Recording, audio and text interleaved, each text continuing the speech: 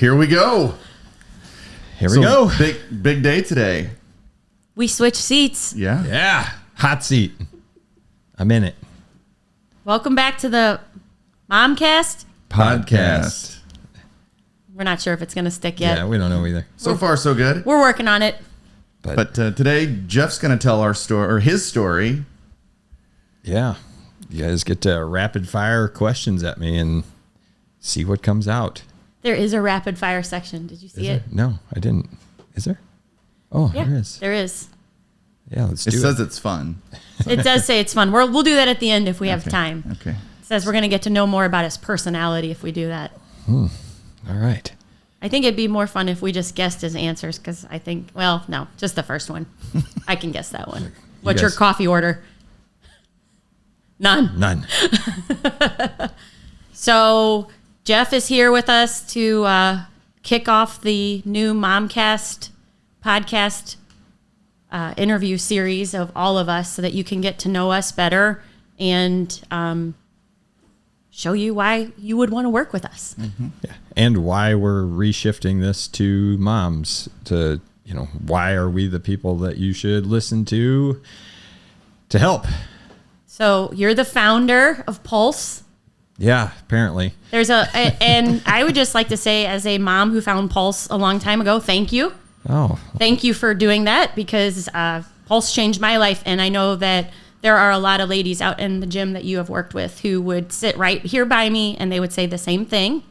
So thank you. oh you're welcome. Thanks for trusting me. So take us back to the beginning. Like you were, a trainer you became a trainer. I guess let's go back to the beginning. So the very beginning of how Pulse even got started was I was out of college and didn't have a job. So I just started work. I was into exercise. So I asked the local gym if they needed any help just to get me by until I found a job. And they're like, yeah, you can work the front desk and then we're also looking for a trainer. And so I got into, I was like, it sounds good. I'm into fitness. So let me do some research and it sounds like a good idea. So I got certified as a trainer and then I ended up working at 2 different gyms and I was at Gold's Gym. And the whole point of this is how I got to working on my own or how Pulse got started was there was a day, I was probably 6-7 months into working at Gold's Gym, and we had an owner there who the only thing he cared about was what are your numbers, what are your sales, blah, blah. Every month I had to have this stupid meeting with him and go into the depths of what did you sell this month, how many people did you sign up, yada, yada, yada. I hated it. And then finally one day I seen him sitting in his office, and his office is just wide open, like anybody in the gym could see him. He didn't have blinds or anything. He's sitting on his computer eating a bag of candy while every member in the place can see this guy just sitting there.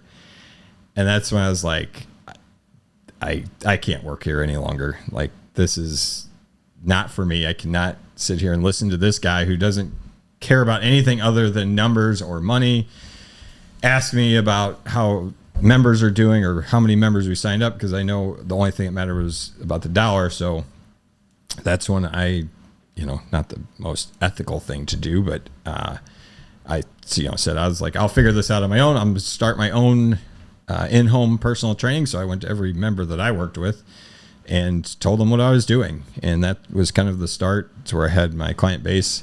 I said, I'd feel a lot worse about it if they actually cared about their members, but since they didn't give a shit, then I didn't feel all that guilty about potentially taking their members away.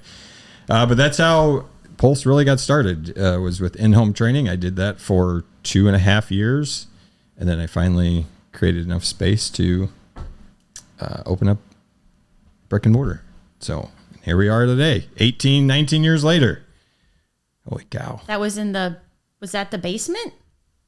That's where you... The first brick and mortar would have been, in the basement. In the basement across the square. Okay. So going back to those beginning days, were there any moments where you were like, what the hell am I doing? Believe it or not really. Thankfully, I never asked anybody for their opinion. I just, one, I had no family. I had no house. I lived at home. So I had like the worst case scenarios. Oh, I'm going to stay at home a little longer, Mom. So You were living at home? yeah. Oh, okay. So I was living at home. So I didn't, like I said, I didn't really have any responsibilities other than a few little bills. So the risk to me was very minimal. If this doesn't work, well, go find another job, that mentality. But like, at the same time, like I said, I never asked for anybody's approval or anybody's opinion. I just said, I'm going to do this thing. And yeah, took off. Okay, so tell us about your first client then. Like, this is a good segue into your first client. Yeah, first client. It's an important one. It's very important. Very I think important. That shaped a lot. Yeah, wouldn't be here without this person. Literally. Literally. It was a 55-year-old mother of 3 children, and she gave everything that she had to them, but she left herself behind. She did, made sure that her kids were taken everywhere they wanted to go, ran them from every sporting event, you name it. She did it. But like I said, she never spent that time taking care of herself. So that's when I forced her to start working out. I said, this is my mother that I'm talking about. I told my mom I was doing this training and I'm going to do this. And I think you should be my first client and kind of my guinea pig to see what can happen. And over 6 months after, going through, while I was studying and taking her through this, seeing the change that happened to her over 6 months was pretty incredible. At 55, she was getting in better shape than I had ever seen her.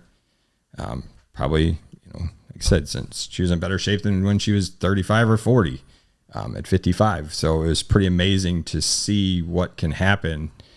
And then now, that's where, part of my mission comes in is I don't want to see any mothers sacrifice, some of their best years just to, accommodate everybody else in their family and not take care of themselves when both can happen. And the reality is, like, I kind of wonder, it's like, well, what if she would have exercised from 30 to 55, 35 to 55? Like, what would she have done? What could she have done? She was a great mother. Obviously she still is, but like, there probably could have been more. And so I'm always left to wonder what that is sometimes. But thankfully she did figure it out and she's still here. Yeah. She's still our longest lasting client. She's still here and she's still... I'm no longer her coach anymore. I passed that buck on to Tina. And that's awesome because she's still growing and improving all the time, even as she ages. Like, she's not, like, things are just getting better. And that's our mission for all of the moms. And seeing her now, and it's a blessing that she did start working out. She now has Parkinson's, and I'd hate to see what her body would be like if she didn't exercise over the last 20 years. She wouldn't be nearly capable of doing what she can. Like right now, it doesn't affect her. I mean, she has, it has effects, but it doesn't stop her from doing anything that she wants to do. She still watches the grandkids. She still does everything, attends all the games, and still gets in here and does her workout. So it's a blessing that she did do it. Shout out to Bonnie. Yeah. So Great thank job, you, Bonnie. Yes, thanks for getting this whole train started. Yeah. Yes, she did, for sure. Speaking of your mom, when was it that you realized that you were creating something specifically for moms? So it never really became a reality until pretty recent. I've always gravitated towards moms, like the people that I would say that I've worked best or have seen the best results come from moms. So it's just in there. I think there's just a natural, because I've seen it firsthand, and that's where it started. It's kind of who I was always gravitated to, but to like finally say, you know what, that's who I actually prefer to work with. That's who we do. What we know best is helping struggling moms that are exhausted and overwhelmed overcome that and be able to live their best life. That's kind of really been over the last year or two that I've really, dug in and said, that's who it is that I want to work with. So with moms that you've worked with, because we're at 18, you're at 18 years. Yeah. And looking back, you can now see like you were working with mostly moms. what are the biggest transformations that you've seen from, and I'm not talking about like one specific person, but just about like, what are the biggest changes you see when you start with a mom who's really struggling and really stuck? What are the biggest accomplishments you see coming out of the moms that you work with? The biggest accomplishment that, or at least in my opinion, and they might even think it's differently or may not know it either, is just when I see them become the true leaders in their family and show the rest of their family how to live a healthy lifestyle by being the example. And when they start making themselves a priority and showing that their health and their fitness and their nutrition is high priority, and then the rest of the family is getting on board with that and recognize it, that's the biggest transformation that I see, or what excites me the most, because it's not just affecting one person. Now the impact is like, yeah, well, mom's better, but so are the kids. So is the husband. Everybody wins when mom takes care of herself. And nobody, I will argue that till the end, that if parents are healthy, then everybody else in the family is doing better. Doesn't have to be just mom, dads too. Mm-hmm. You know, it goes both ways. But when I see a mom, you know, get out of this funk, this stressed out, exhausted lifestyle and take over, that's when I know we've won. And that's when I feel the best about it. Before that hurdle that you get over, what do you think are some of the misconceptions and struggles that those moms have just getting in here?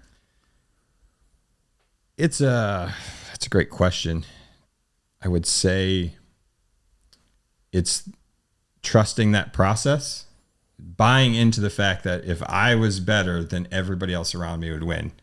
I think that's probably the biggest hurdle, is they don't believe it until they see it sometimes.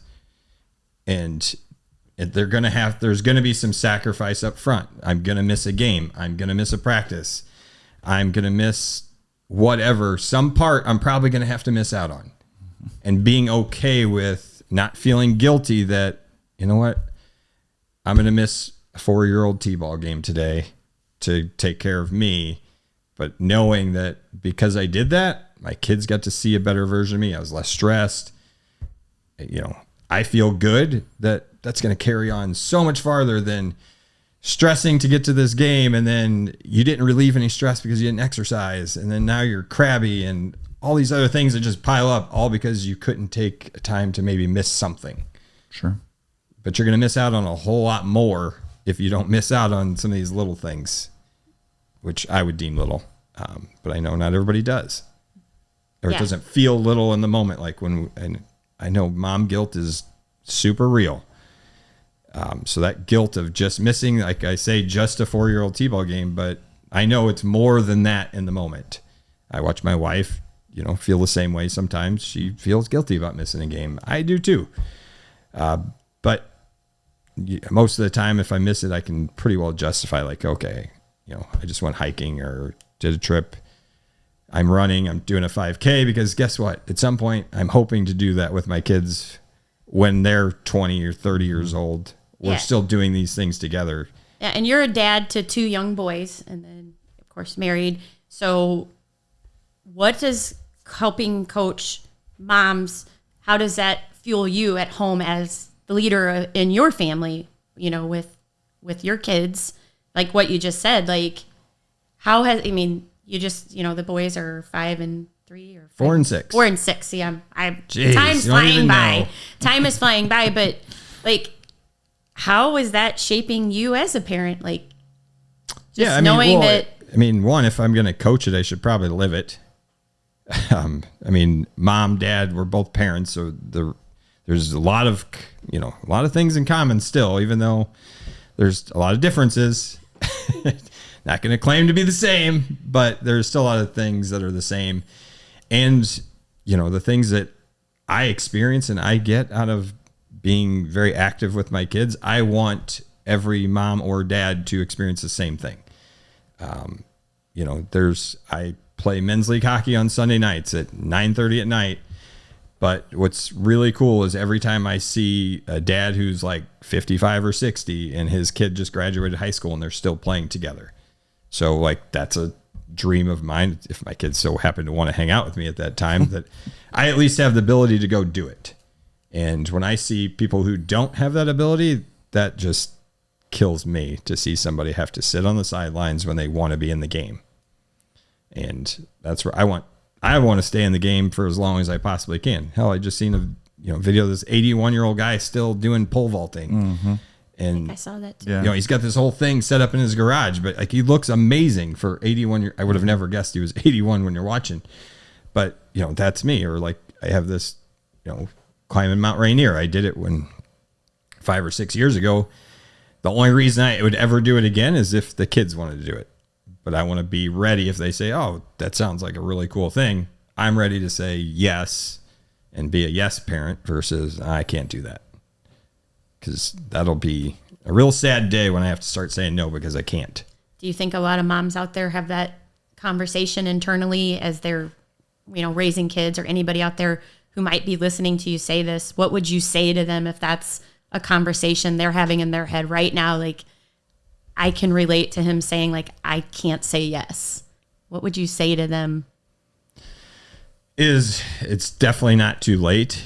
If you're willing to, again, you're going to have to make some sacrifices somewhere else. You're going to have to sacrifice some time with family to make the time that you do spend with them better. You're going to have to learn how to invest in yourself. Like that is what it's all about. Like you have to invest in yourself so you can show up 10 years later, 20 years later. Cause a lot of moms like, look at your mom. Are they living the way that you say I want to live? And a lot of times I hear no. I don't want to be, one, exercise and fitness wasn't so popular for, the older generation, mm-hmm. people that are 70, 80. Exercise was pretty new whenever they were younger. So that wasn't a way of life, but now it is. And we all know what it can do. So making that a priority and making yourself a priority is going to be the hardest thing that you do. It's not the work. It's not the exercise. It's investing in yourself and buying into that this is the best thing for everybody. Why is it, do you think moms put themselves last? I think just natural to be that nurturing caregiver. And like we read that book, The Giving Tree. Oh, no. I'm going to make Tina cry. We're going to make Tina cry. Here we go. Not the Giving Get the Tree. box. Get the box. Get the box. Get the box, guys. The box is a box of tissues. Box of tissues. But it's that, to me, like I said, the Giving Tree could be called the Giving Mom because I think moms feel the exact same way. They love to be asked for help. It brings them joy to say, yeah, let me do that for you. Let me help you with that. Where I think for me, it's more, I get excited to see my kids do something without me. Like, I pushed you away and said, figure it out. That excites me, where I think moms are a little bit the opposite. Like I watch, Deanna's the same way. She's like, oh yeah, I'll do that. And she loves to do that. And her mom's the same way. My mother-in-law loves to, that's what excites her is to give and provide for others. So it's just a kind of a natural instinct, but at the same time, it comes with a cost. Yeah. I can't talk too much about the Giving Tree right now. It's just too much. It's just too much. And it's hard for me not to chime in on almost everything you're saying because it's it's just so right on. And this interview is about you, but just being a mom and hearing all these answers, like I know there are moms out here listening right now who are like, yep, that's me. Yep, that's me. And I, encourage them to, this community you've created, we call it the Pulse family. Why is it so important for a mom to have a community like the Pulse family as part of her journey? Like why did you the environment you've created? Was it intentional or was it accidental? And then you were just like, yes, this is what I like and I want more of it. Certainly some of it was by accident. I had, this isn't exactly what I dreamt up 18 years ago, but it's actually pretty damn close. I knew I never wanted this to be just a me thing. That's why it's never been called Why Not Fitness or Jeff's Fitness Personal Trainer, whatever. Like, I've never wanted it to be just me. Like, I love having a team of people. I work better doing everything with somebody else. So I assume everybody else feels the same way, probably. So, knowing that if you're around other people doing the same thing, gives you a little more comfort in knowing that, like, okay, these other moms are doing it and look at what's happening to them. They're living their best life. They feel great. Their family's winning and they're healthy. So if the more people we can put together doing it together, because there's naturally going to be struggles. And honestly, I don't have any of the answers. I just have lots of questions. And for you to, people to be able to work out side by side with somebody who's having the same struggle, sometimes it just helps to be able to talk it out with them, not me. Yeah. How many friendships have we seen formed in the gym? Tons. It's amazing. And, just like their hiking trip, I've already seen, like, because of that trip, people that went on the trip are talking to each other a lot more than they ever did before, because they've created that, found something in common that they have a new bond to share, that they accomplished something that, guess what, not everybody else got to do. Mm-hmm. And I think they're going to want to pass that on. Mm-hmm. I agree 100%. Got anything else, Josh? Yeah, you were talking about the struggles. When somebody comes in and they're having those struggles, when they approach it like they've tried everything and it never sticks? The end result never sticks. How do you approach that with a mom who says she's tried everything and it just doesn't stick? That's probably every mom out there has said that to herself at some point. Yes. I've tried it all, and it's pretty impossible to try everything, and to truly try it all would be nearly impossible. My mindset on any time I work with somebody is like, we just haven't figured it out. Like, why? I just constantly ask myself the question why. It drives my wife nuts when I constantly ask her why. But I'm just curious, like, always curious as to, why it didn't work, or what didn't work about all the things that you've tried. And generally speaking, it's pretty easy to narrow down, like, no, you haven't tried everything. Like, the way we do it is not the way that you've tried this at all. The way we coach is different than all of those things. So explaining how we do things differently, we slow things down, slow the whole process down. Even just talking with somebody here just a few minutes ago, like, talking about their husband making small changes, like, but it didn't seem fast enough for her. But I was like, be happy that he's making these small changes, because they're probably sticking and they're going to last for a long time, versus like trying to keep pushing things on him. That doesn't work either, because that's what every mom has tried, is hitting the fast button, and fast just doesn't work, unfortunately. Yes, fast and chasing something. So really, I guess it boils down to, it's not what do we do that's so much different, but I think what we do better is find out what people really want. And when you know what you really want, then the tasks to do it become a whole lot easier.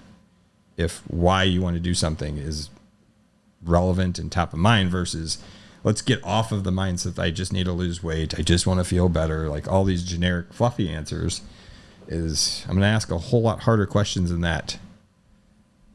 And usually people aren't, they're ready, but they didn't know it was coming. Mm-hmm.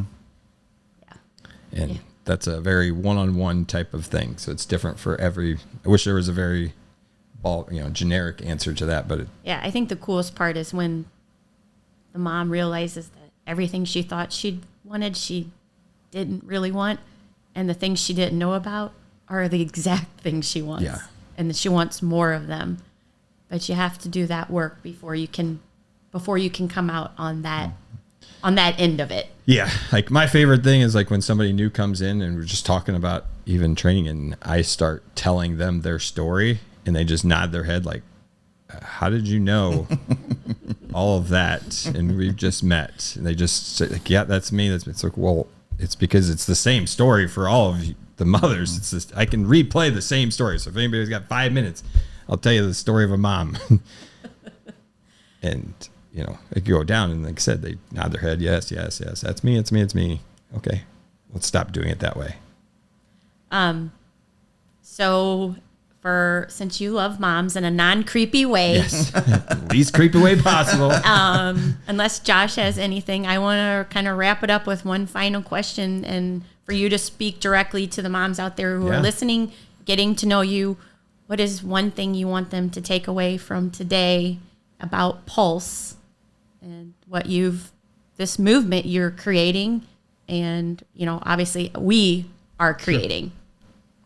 Is that, you know, if you're a younger mom, don't wait. Like, don't be my mom who had to wait till she was 55. Mm-hmm. Don't waste the very best years of 35 to, those are the best years, probably 35 to 55, where your body is physically capable. If you take care of it, it can do literally anything. And it's not too late to get on board and make the change that you're wanting to make. But, you know, no matter what age you are, it's not too late. But I would hate for you to, if you're younger, and don't have that regret later on. Like, that's what I would want people to do, is like every minute or every day that you wait is just a day you're going to end up regretting that you waited that long. I mean, I don't know how many people that we've worked with, they're like, I wish I would have done this sooner, which is fine. But, and maybe in their case, a lot of them too, you weren't ready, and that's okay too. But just don't, you know, take away as much regret as you possibly can. Find what it is that you're looking for, and be ready to be your best version, so you can take care of everybody else around you, not just your family too, friends. You know, show up better for your friends, show up better for your family, show up better for your coworkers. You know, how many people, you know, are grumpy at work? But most of them, like coworkers, I'm not grumpy. They don't take care of themselves. So yeah, your health impacts a lot more than just you. So that's what I got. Okay. Thank you. Josh, do you have any a final question? No, I think that was good. We already know his coffee order. We already know he doesn't want any coffee. Yeah, no coffee. Gross. Well, thanks, Jeff, for thank sharing. Yeah, thanks for the good questions. All right. This was fun. Who's next week? So everyone can get excited for who's coming up next. Mom's next. All right. All right. Cool. I'll be back in the middle next week. See you then. All right. See ya.